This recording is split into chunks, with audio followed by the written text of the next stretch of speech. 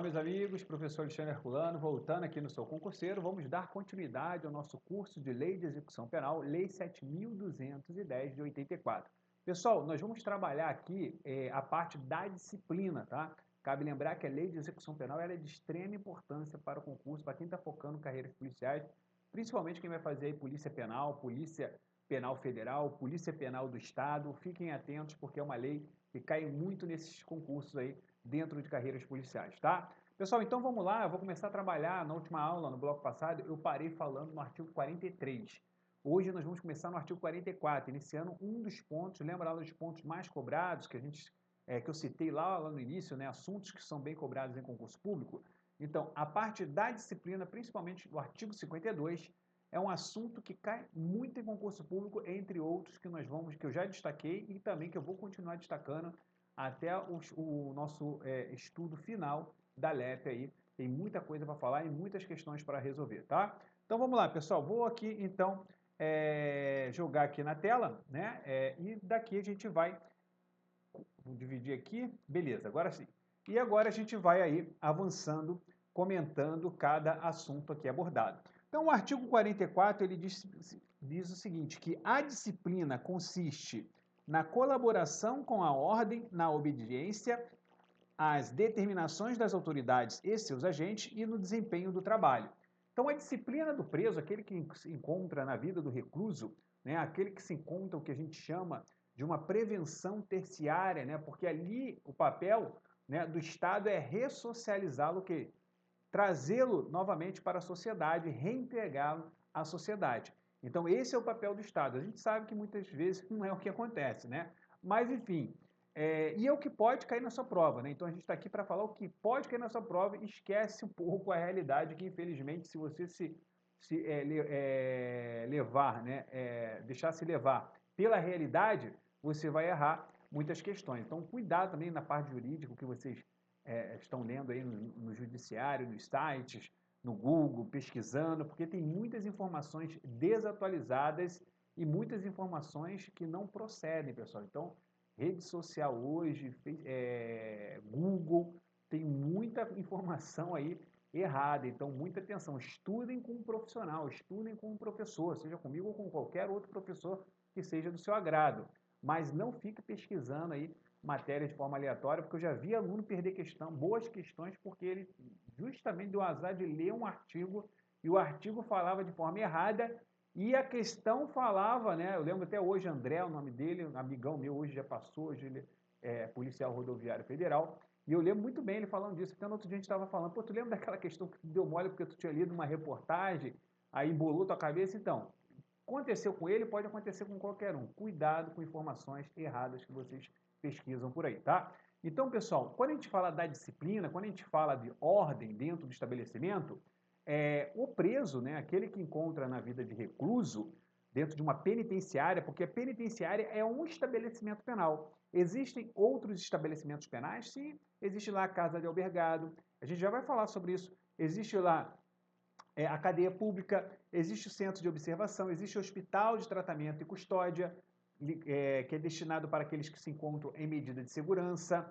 Então, cuidado, quando eu falo estabelecimento penal, não necessariamente é uma penitenciária, porque existem vários estabelecimentos penais. Vai depender do regime que ele se encontra em execução de pena.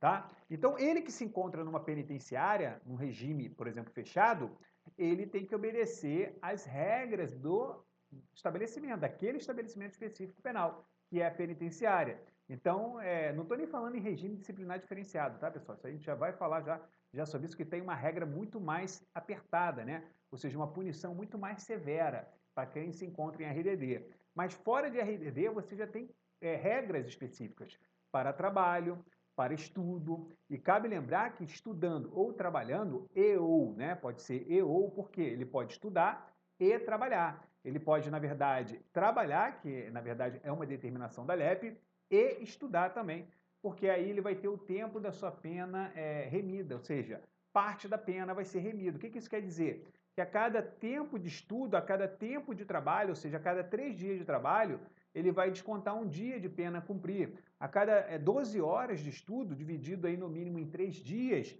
ele vai ter aí também um dia de pena a menos na sua execução penal. Então isso é importante, pessoal, porque ele vai eliminando, né? E ele, às vezes, ficar lá tantos anos, sei lá, 5, 6 anos numa penitenciária, e de repente ele pode cair aí, reduzir e ter até mesmo a sua progressão, né? Que a gente ainda vai falar ainda também, possibilidade, não necessariamente ele vai ficar integralmente em regime fechado, porque ele pode iniciar, em alguns casos, iniciar regime fechado e cumprindo ali os índices, né? E tendo ali bons comportamentos, ou seja, atendendo os requisitos subjetivos, há a possibilidade dele progredir, ou seja, ele sair de um regime fechado para um regime aberto e um regime semiaberto, ou até mesmo de um semiaberto para um aberto. A gente vai detalhar tudo isso aí. Eu gosto sempre de puxar um pouco os assuntos que a gente vai ver à frente, já para vocês irem se familiarizando com as palavras, tá? Vamos lá então. Então, não esqueçam disso. O parágrafo único diz que estão sujeitos à disciplina o condenado à pena privativa de liberdade ou restritiva de direito e o preso provisório. Como regra geral, as punições ao preso condenado, eu vou poder colocar o preso provisório também. Existem exceções? Sim, porque ali nós estamos falando de um preso que se encontra, de repente, numa medida cautelar. A gente está falando de um preso provisório. Não necessariamente ele é condenado. Tá bom? Mas ele pode ser condenado logo depois? Pode ser condenado, não tem problema algum. Mas tudo que ele fizer como preso provisório, isso vai repercutir favoravelmente ou não favoravelmente na sua vida de execução penal. O que eu quero dizer? Que as faltas, punições que ele te tomar como preso provisório pode atrapalhar o seu continuamento, né, da execução da pena e ter um bom comportamento para possíveis progressões de regime, né? Mas isso não é porque isso não é particularidade do preso condenado, não. Eu estou falando do provisório, que isso repercute depois. Ah, professor, mas se ele for absolvido, tudo bem. E se ele for absolvido e depois ele for condenado por outro crime, eu vou aproveitar? Aí bota interrogação, porque aí já é uma informação para fazer a diferença no resultado de vocês, tá? Só para não deixar aquele, né, não gosto de deixar, professor, fala logo. Ó, se for condenação anterior a essa pena que ele está cumprindo provisoriamente, aí sim. Se for posterior, não. Ele não vai aproveitar aquele tempo de trabalho quando ele era preso provisório para remir pena. Isso é uma decisão do STJ e o próprio SESP gosta de cobrar isso aí bastante, quem vai fazer prova para o SESP, tá? Jurisprudências do STJ e do STF. Não se esqueçam disso. Feito esse bate-papo importante, vamos avançando aí em cima do artigo 45 agora. Não haverá nem sanção disciplinar sem expressa e anterior previsão legal ou regulamentar. É a mesma regra lá, né, pessoal, do princípio da legalidade, né, o princípio da reserva legal, que só pode existir crime uma vez que tenha lei. Então, eu não posso criar crime, o juiz decidir, ó, não, isso aí para mim é crime, se não há tipo penal. Então, não é bem assim. É a mesma coisa aqui, não posso criar uma sanção se não há a lei. Não posso criar uma falta grave se não há previsão legal, tá bom? Então, isso aqui é importante, vai ao encontro do próprio princípio da reserva legal. E no parágrafo 1º, as sanções não poderão colocar em perigo a integridade física ou moral do condenado, lembrando que, pessoal, qualquer ato, né, qualquer ato aí que venha de encontro às normas penais, pode gerar até mesmo, tá, um crime de abuso de autoridade. Então, a lei nova, 13.869, dos crimes de abuso de autoridade, ela é bem específica nessa parte, né? Principalmente aquele que, né, tanto o juiz quanto o policial penal, que tem uma vida ali rotineira com um presidiário, né? Então, não estou dizendo o juiz não tem, né? O juiz da execução penal ele pode até ter, assim, diariamente demandas, mas contato mesmo é o policial penal que vai ter. Então, qualquer ato estranho à norma, ele pode responder aí por um crime de abuso de autoridade, que é outra lei que a gente aborda também, que eu abordo aí praticamente 27 leis, e todas elas praticamente caem aí em quase, não vou dizer todos, né, mas quase todos os concursos de carreiras policiais, que é um bloco de leis que sempre vem caindo aí, igual no livro, né, eu mostrei para vocês aqui o livro, eu tenho de medicina legal meu aqui, tenho de criminologia, que esse aqui vai vir agora o de leis penais, editora Juspódio. Então, imperdível, dá uma olhadinha depois, assim que sair lá no site, dá uma olhadinha lá que vale a pena conferir, tá? Vamos então avançando, é vedado o emprego de cela escura, não existe a possibilidade, a pessoa em regime disciplinar diferenciado, também não. Então, essa vedação aqui é para qualquer situação. Não é possível colocar em cela escura. Agora, pode ser recolhido em cela individual? Sim, é uma das situações do RDD. Além disso, ele pode também ter como punição, só que é uma punição aplicada pelo diretor do estabelecimento penal, da penitenciária no caso, que é dele ficar isolado temporariamente. Aquele isolado, pessoal, é no máximo 30 dias. Uma punição, no caso de falta grave, aplicada pelo diretor, uma das punições, que a gente vai falar já já, está no artigo 53, é isolamento na própria cela. Esse isolamento não pode passar por mais de 30 dias, mas pode ainda ter o isolamento preventivo, que é aquele de 10 dias, para não atrapalhar ali as investigações, as diligências. Ele pode preventivamente, até por uma questão de segurança, ele pode preventivamente ficar isolado até 10 dias. Lembrando que o limite, já incluído o preventivo, são de 30 dias também. São vedadas sanções coletivas. Então, o que a gente falou aqui que é importante demais? Primeiro, que isso aqui todo mundo sabe, colocar em perigo a vida do preso. Outro ponto de extrema importância aqui, é isso aqui, ó, vedado o emprego de cela escura, porque a banca pode colocar salvo em regime disciplinar diferenciado, se marca errado, que também não pode. Mas pode ficar recolhido em cela individual, sozinho? Sozinho, desde que respeite lá aquela medida de 6 metros quadrados que tem que ter lá, tá bom?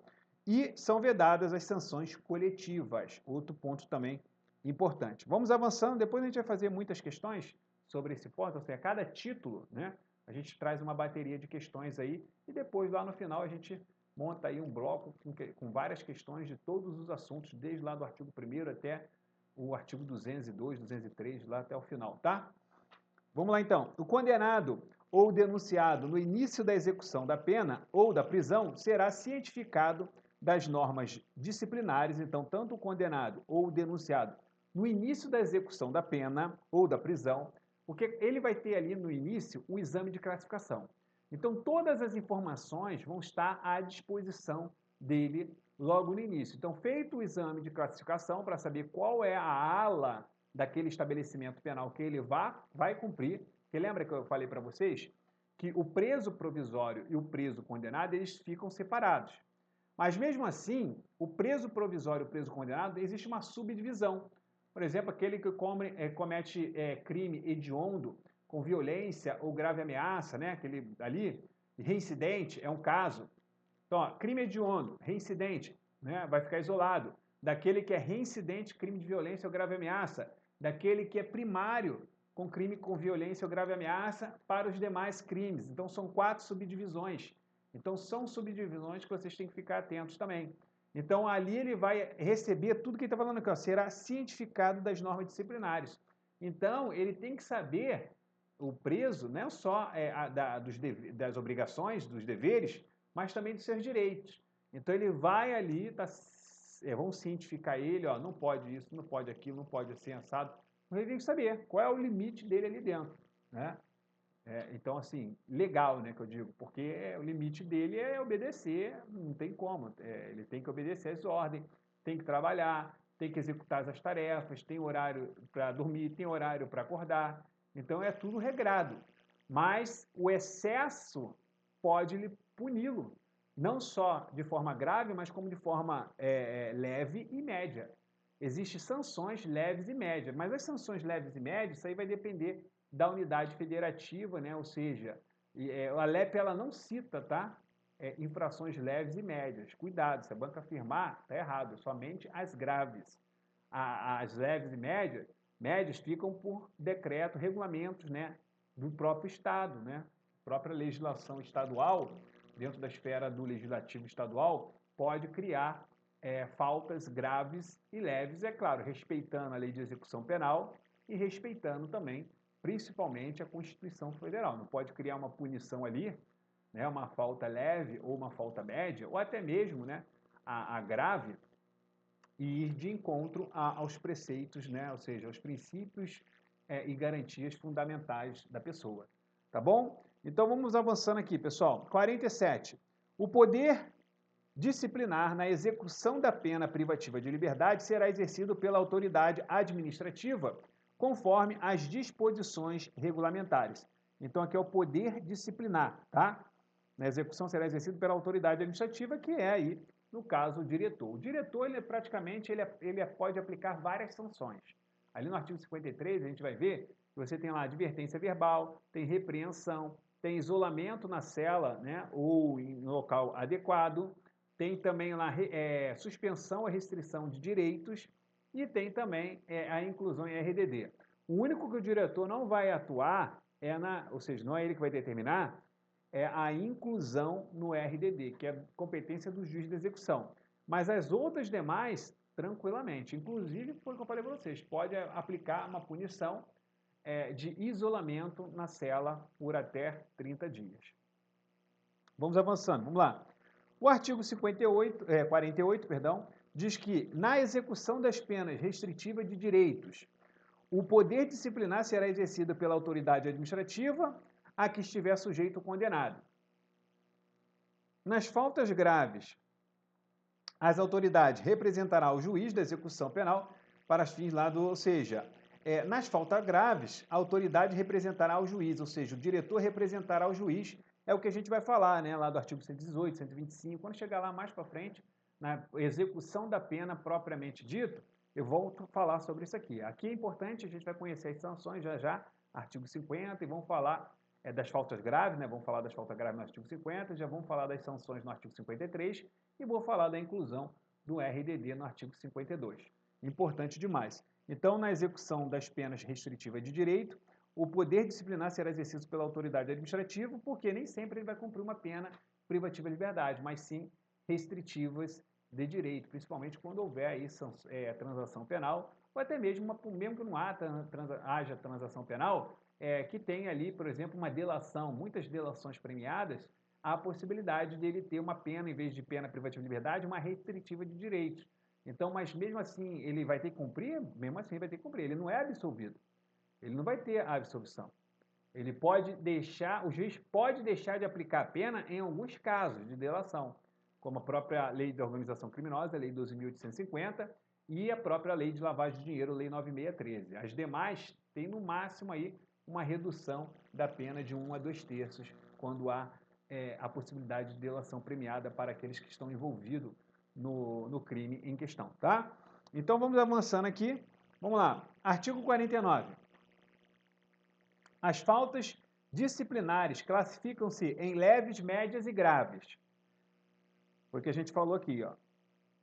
A legislação local especificará as leves e médias, bem assim as respectivas sanções, tá bom?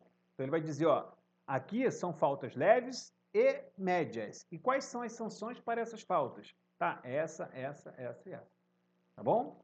Ó, pune-se a tentativa com essa sanção correspondente à falta consumada. O que isso quer dizer? Independente da situação, é só você lembrar lá daquela regra dos crimes hediondos. Um crime será hediondo na sua forma tentada ou consumada. Aqui é a mesma coisa. Tentou praticar uma falta grave, vai responder. Tentou praticar cometeu uma falta grave, responde. Independente se é tentativa ou ato consumado, ele vai responder da mesma forma. É diferente do crime, né? Que no crime, no caso, quando você pratica um crime na forma tentada, ele pode até ser hediondo, mas você tem lá, com base no artigo 14 do Código Penal, uma redução de 1 a 2 terços pela tentativa do delito. Mas pode responder? Pode responder sim. É claro, vai depender do crime. Ok, pessoal? Então aqui pune-se a tentativa e a sanção correspondente à falta combinada. Então pune-se a tentativa. Consumado ou não, responde da mesma forma. Então tentou fugir para efeitos de sanções não penais, mas punições internas, né, como falta grave, tentou ou conseguiu, vai ser punido da mesma forma. Tá bom, pessoal? É artigo importante também.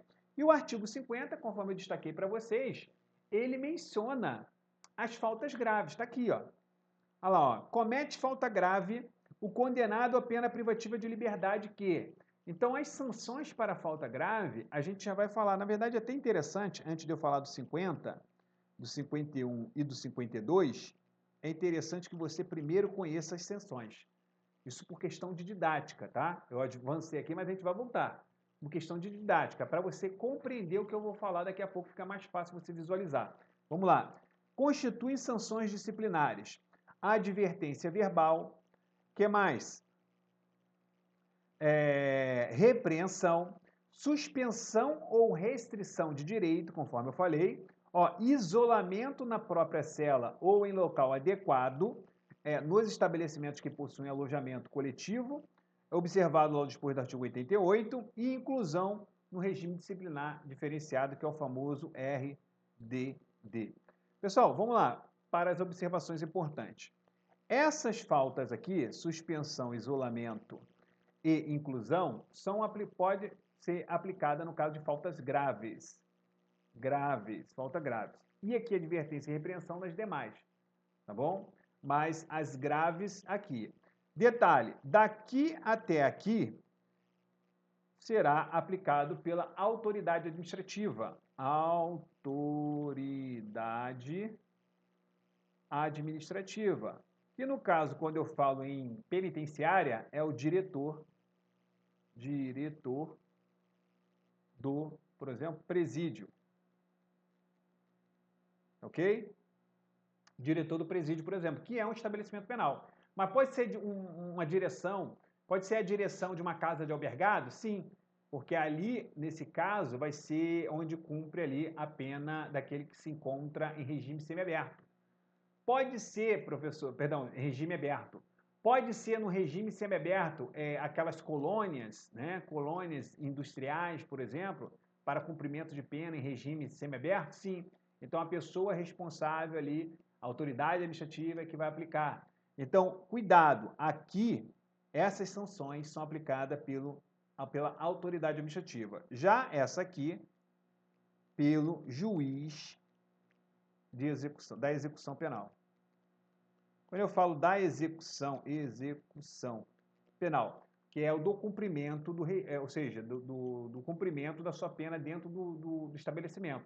Então, está gerando a execução ali, e quem é o responsável? Existe um juiz da execução ali, que é diferente do juiz da condenação. Então, o juiz da condenação, praticamente, as atividades dele vão terminar a partir do momento que o preso entra no estabelecimento penal para iniciar a execução da sua pena. Então, um dos últimos atos do juiz da condenação é emitir uma guia com o regime de cumprimento de pena. Ao chegar com essa guia ao estabelecimento penal, o juiz da execução vai olhar, regime semifechado, vai analisar tudo, comissão de classificação, se for o caso, pode pedir ali um exame criminológico, né, para verificar a sanidade mental da pessoa, mas dali para frente, tudo vai acontecer, né? Todos os atos jurídicos serão de competências do juiz de execução, aquele que está ligado àquele estabelecimento penal ali. Tá bom, pessoal? Não esqueçam disso. Então, essas são as sanções. Então, uma vez que você tem noção das sanções, agora sim a gente pode falar das faltas graves e podemos falar sobre a inclusão no regime disciplinar diferenciado. Vamos então aqui, voltando lá para o artigo 51. Então vamos lá. Comete falta grave, pessoal. Comete falta grave. O condenado a pena, olha aí, ó, o condenado a pena privativa, a pena restritiva de direito que comete falta grave. O condenado a pena eu pulei aqui, vamos para o 50 primeiro, né, do privativa de liberdade primeiro, depois restritiva de direito. Então, paramos aqui e adiantamos o 53 para você ter uma ideia das sanções. Então, faltas graves primeiro para aqueles que se encontram em penas privativas de liberdade. Vamos lá. Ó. Falta grave.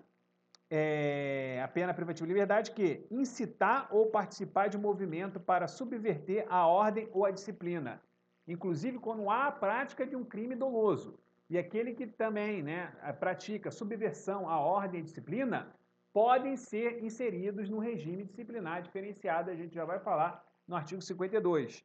Fugir, possuir indevidamente instrumento capaz de ofender a integridade física de outrem, provocar acidente de trabalho, descumprir no regime aberto as condições impostas, que às vezes ele já está no regime aberto, mas descumpriu. Então é uma falta grave? Ele pode até ter uma regressão por isso, tá?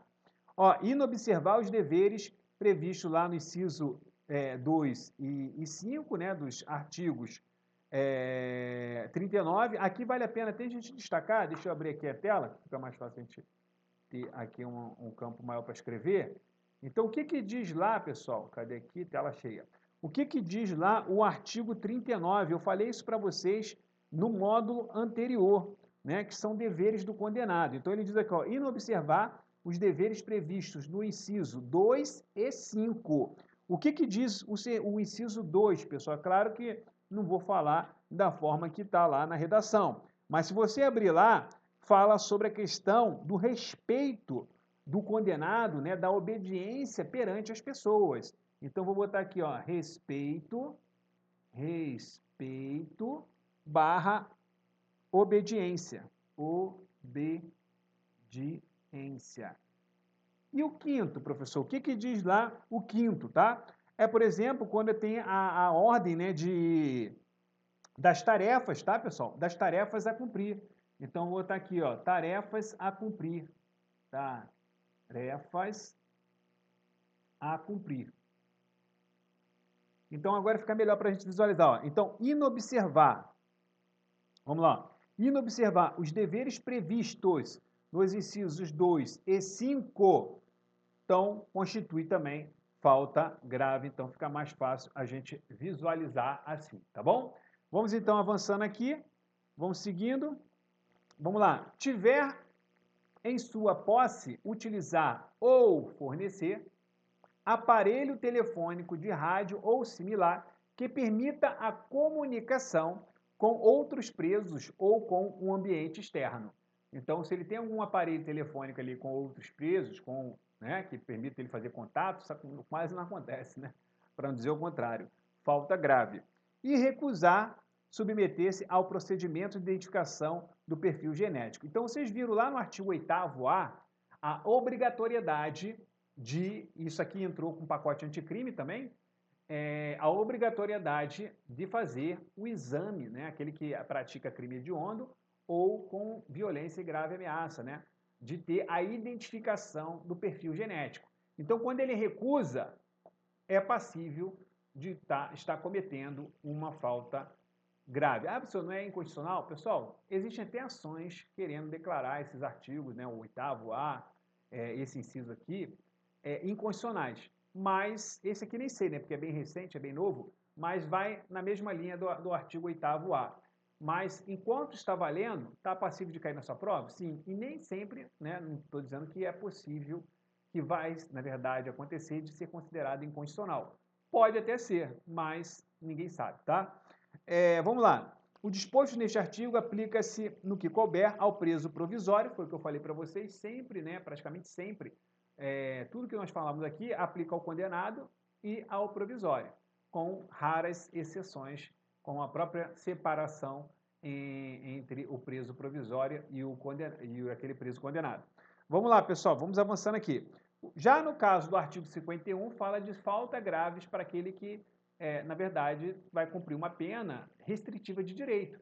Então, ele, por alguma situação ou por um crime de menor potencial ofensivo, né, por aqueles crimes cuja pena não ultrapassa 2 anos, a pena máxima, pela Lei 9.099, ele pode ter ali, por exemplo, uma transação penal. Mas existem outras leis que até dão um parâmetro maior para essa aplicação da restritiva de direito, como a própria lei dos crimes ambientais, né, lá diz para os crimes cuja pena não ultrapassa 4 anos. Né? Então, cada caso vai ser um caso. Vamos lá. Descumprir injustificadamente a restrição imposta, retardar injustificadamente o cumprimento da obrigação imposta e inobservar os deveres previstos no inciso 2 e 5 do artigo 39 desta lei. Então, mesma coisa, né? Os deveres aqui é a mesma coisa, pessoal. Mesma coisa, tá? Mesma coisa. Então, ele tem que respeitar lá a questão do trabalho, tem que ter obediência, então é a mesma coisa. Inciso 2, inciso 5º, mesma coisa aqui. Vamos avançando. Agora sim, para mim, esse e outros que eu vou marcar são artigos, né, mais importantes do concurso de vocês. O 52, o 53, o 112. A gente vai falar de um monte deles aqui, o 117. Enfim, tem muitos, muitos. E eu sempre vou destacar para vocês, como eu já destaquei alguns, e estou destacando aqui o artigo 52. O artigo 52, ele fala sobre a inclusão no regime disciplinar diferenciado. Então vamos só ler o caput aqui para eu colocar algumas observações importantes antes de você fazer uma uma leitura sem explicação. Com a explicação fica muito mais fácil visualizar depois. Vamos lá. A prática de fato previsto como crime doloso. Esse crime doloso, o que eu estou falando aqui é a lei de execução penal. É uma regra dentro do estabelecimento penal. Então esse crime doloso tem que estar em estado de execução penal a pessoa. Seja dentro, fora, o que for. Tá? Seja no regime fechado, semiaberto ou aberto.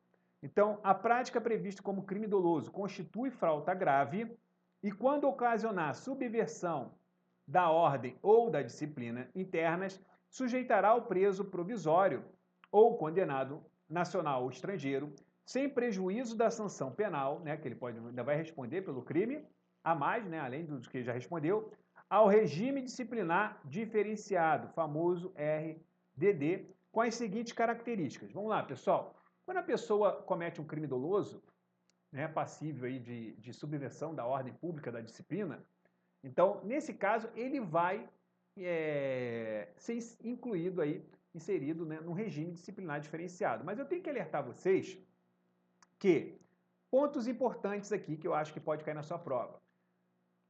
A gente sabe que quando uma pessoa entra no estabelecimento, é regra geral, né? Tem pessoas que entram, não estão nem aí se vai ter pena remida, se não vai. Mas o intuito de muitos ali é cumprir a sua pena e ter a oportunidade de ter a remissão da sua pena, né? Então, um dos problemas para o preso da falta grave é que zera o requisito objetivo principal, que é o tempo da pena para a remissão. Então, pessoal, a partir do momento que ele comete uma falta grave, ele tem aquele tempo zerado. Então, se ele tem aquele tempo zerado, o que acontece? Babou para ele progressão de regime por enquanto. Porque vamos supor que o cara ali tinha que cumprir, sei lá, 40% da sua pena, primário, crime hediondo e primário, sem morte. 40%. A gente já vai falar dessas progressões lá no artigo 112, tá? Aí, pessoal, 40%, aí ele cumpriu já 35%. Faltam 5%. Olha lá, aí vai lá e cometeu um crime doloso, uma falta grave, né? E aí? O que vai acontecer? Pode zerar. Por que eu falei que pode? Porque, pessoal, independente da falta grave, segundo o STJ, tem que garantir ao preso o contraditório e a ampla defesa. Ah, professor, calma aí. Não, tem alguma coisa errada. Eu aprendi aqui no Sou Concurseiro com o professor de Direito Administrativo que, isso eu lembro, anotei, achei bacana, o professor fez um gráfico bonito, né? E falou para mim o seguinte, ó, no PAD, no processo administrativo disciplinar, a ausência de defesa técnica não fere os preceitos constitucionais. Eu tô maluco, professor? Não, ó. Corretíssimo. Súmula vinculante número 5. Só que, segundo o STJ, esta súmula não se aplica aqui na Lei de Execução Penal. Porque nós estamos falando de um processo administrativo disciplinar que vai ser aplicado na esfera penal. E esse processo administrativo disciplinar pode lhe prejudicar um dos preceitos, né, constitucionais importantes, que é a liberdade dele. Então, segundo o STF, tem que ter a defesa técnica, tem que garantir a defesa técnica. Ah, mas ele não tem condição de contratar um advogado. Nomeia um defensor público. Mas qualquer falta grave tem que garantir ao preso o direito do contraditório e da ampla defesa. Tá bom? Tem que garantir ele. Por quê? Porque isso pode implicar em sua pena cumprida. Ou seja, se ele não for absolvido dessa falta grave, ele, nesse caso, vai aí começar uma nova contagem pela pena remanescente, pelo prazo remanescente, para poder ter progressão de regime. Então, zera. Imagina aquela situação que eu falei, o cara cumpriu 40%, faltam 5%. Né? É igual o filme, né? Às vezes o cara tá para sair, aí o pessoal, não, se envolve em briga não, sei o quê, aí ele acaba se envolvendo em briga, aí não sai, é só lembrar disso, né? Então, é a mesma coisa. A ideia, né? O filme não fala de prazo, nada disso, nesses filmes normalmente que envolvem prisões, né? Prison Break, né? Que fala muito sobre isso também, é uma série. Então, mas não fala nada, porque na verdade eu só estou, na verdade, demonstrando para vocês que a ideia é a mesma. Então tá lá, arrumou confusão, cometeu falta grave, vai zerar o tempo, o requisito principal objetivo, que é o tempo cumprido, tá? E tem que garantir para ele o contraditório e ampla defesa, e não se aplica aqui a súmula vinculante número 5, que diz que a ausência de advogado no processo administrativo disciplinar não fere os preceitos constitucionais do contraditório e ampla defesa. Fere sim, aqui fere, lá não. Lá continua certo, tá? Para depois você não falar para o professor administrativo que eu falei, professor, pô, tá maluco, professor, que o professor de leis penais falou que não se aplica não. Lá se aplica, o que não se aplica é aqui, na lei de execução penal. Bom, depois disso você não esquece nunca mais isso aí, tá? Pessoal, então vamos lá, rapidamente aqui. Então, quais são os benefícios? Não tem benefício nenhum. Até tem um ou outro benefício, não é tão ruim, né? Porque ele ainda vai conseguir falar com o familiar, né? Não estou isolando ele de forma completa, mas brincadeiras à parte. Mas, ele fica praticamente numa vida, né, complicada, porque ele vai só ter somente, 2 horas de banho de sol. Só isso. 2 horas por dia de banho de sol. Agora pode ser até em grupo, né? Grupo de 4, ele mais 3, por exemplo, desde que não seja de facções diferentes. Então não podem ser de facções diferentes ali, tá bom? Outro detalhe importante aqui, hein? Olha lá, cabe visita da família? Sim, 2 pessoas. 2 pessoas quinzenalmente, por 2 horas em local próprio monitorado, exceto quando for com o advogado dele, mas essa exceção pode ser quebrada pelo juiz. O que eu quis dizer? 2 horas com parentes, monitorado, vai ser monitorado. Mas quando for com advogado, ele não vai ser monitorado. Mas pode ser monitorado com advogado, desde que o juiz determine se for uma autorização judicial, sim. Porque lá diz, exceto quando por decisão judicial. Tá bom? Agora, a família não gosta do cara, largou ele lá, vai ficar aí, né? Fica aí. Ou então a família mora muito longe, caiu lá no estabelecimento penal, lá em Mossoró, estabelecimento penal federal. Por quê? Porque está envolvido com organização criminosa, está envolvido com milícia privada, repercutindo em mais de 2 unidades da federação, vai lá para Mossoró. Então a família não tem dinheiro para ir lá. Então o que é possível depois de 6 meses, uma vez que ninguém apareceu lá? De lhe garantir telefonemas de forma o quê? Quinzenal. Telefonemas. Quanto tempo? Ele pode conversar 1 hora, 2 horas, 3 horas, 4? Não. No máximo 10 minutos por ligação. 2 vezes por mês, né? Não precisa ser quinzenal, 15, 2 vezes por mês, ele pode ter o telefonema, 10 minutos. 10 minutos. Não esqueça disso. Importante demais. A gente vai falar aqui também sobre a questão do telefonema. Tá bom? Pessoal, estou vendo o nosso tempo aqui. Vamos fazer o seguinte, vamos encerrar esse bloco aqui.